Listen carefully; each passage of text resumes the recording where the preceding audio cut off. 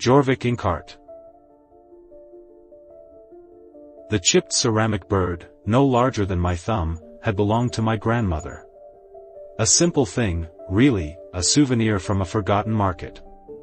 But when I touched it, a flood of images overwhelmed me: windswept cliffs, a monastery built into the side of a mountain, and a voice, not heard, but felt, urging me to remember the silence. I dismissed it as grief, the lingering ache of loss playing tricks on my mind. After all, I, Jorvik Inkheart, a cartographer of quiet places, preferred the language of maps to the clamor of voices. But the bird pulsed with warmth in my hand, and the silence it demanded. It wasn't an absence of sound, but a fullness of something else. I tried to ignore it. Threw the bird into a drawer, buried it beneath charts and compasses. But the visions persisted, becoming more vivid, more insistent.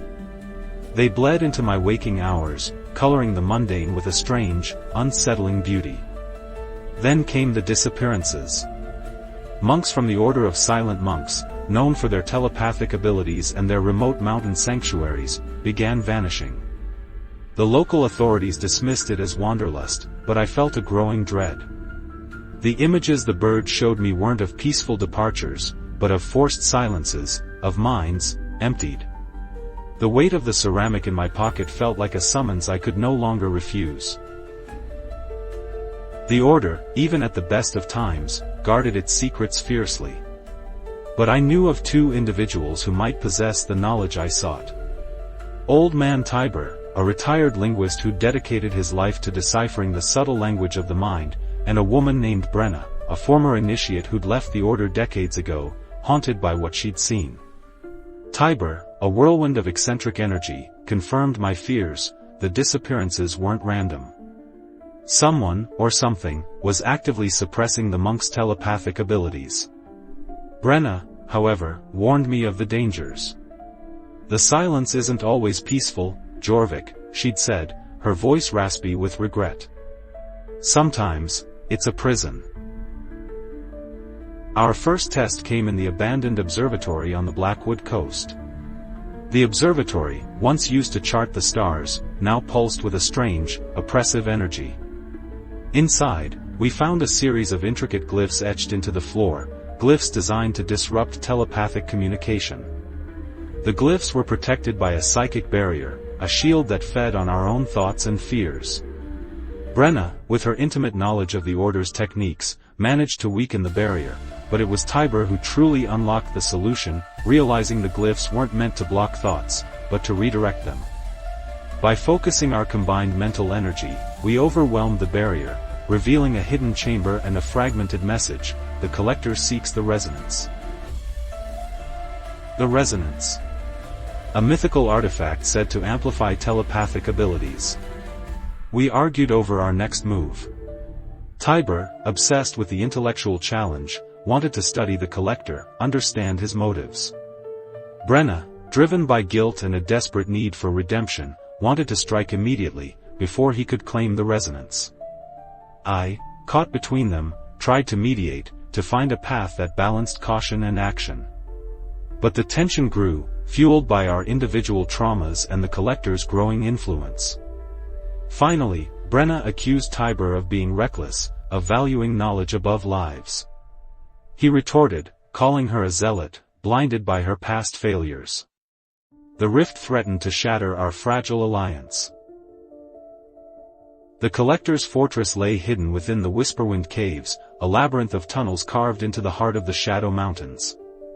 The caves were a psychic dead zone, a place where thoughts echoed and distorted, playing on our deepest fears.